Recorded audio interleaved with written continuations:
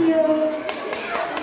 Hello everyone, my name is Peter and I'm teacher of Translation. When I grow up, I want to be a flight attendant. Yay!